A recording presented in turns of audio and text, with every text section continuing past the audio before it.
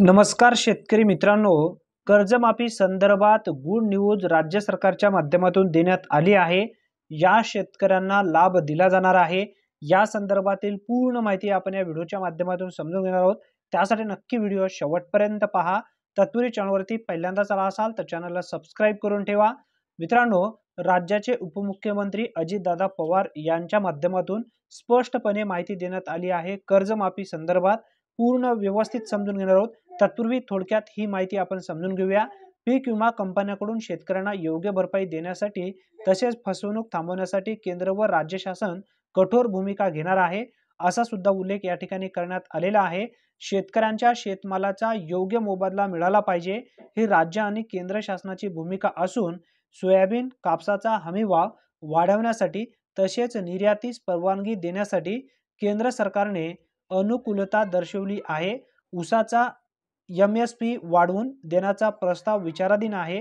विमा कंपन्यांकडून शेतकऱ्यांची होणारी फसवणूक थांबवण्यासाठी केंद्रीय कृषी मंत्री शिवराजसिंह चौहान यांनी कठोर भूमिका घेतली असून त्यांचे सकारात्मक परिणाम लवकरच दिसतील।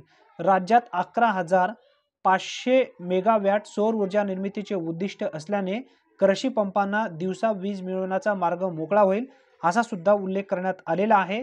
आपण आता मेन मुद्द्याकडे वळूया। महात्मा ज्योतिराव फुले शेतकरी सन्मान योजनेअंतर्गत कर्जमाफीपासून वंचित राहिलेल्या पात्र लाभार्थ्यांना लाभ मिळवण्यातील अडथळे सप्टेंबर अखेरपर्यंत दूर करण्यात येतील, असा उल्लेख या ठिकाणी करण्यात आलेला आहे। त्यानंतर पुढील जी माहिती आहे अतिशय महत्त्वपूर्ण आहे। कर्जमाफी संदर्भातील यामध्ये डिटेल्स माहिती देण्यात आली आहे।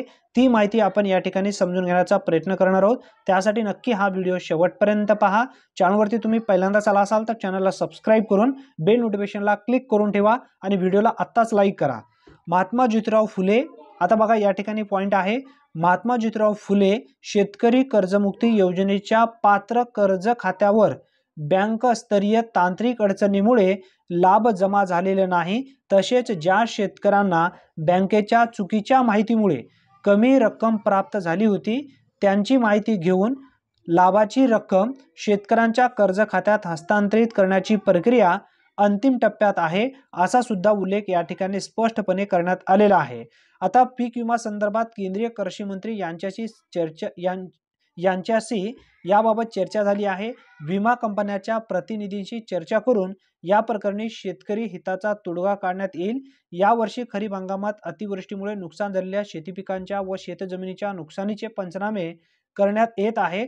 एकही नुकसानग्रस्त शेतकरी मदतीपासून वंचित राहणार नाही, याची दक्षता घेण्यात येईल, असा उल्लेख उपमुख्यमंत्री अजितदादा पवार यांच्या माध्यमातून स्पष्टपणे घेण्यात आलेला आहे। धन्यवाद शेतकरी मित्रांनो।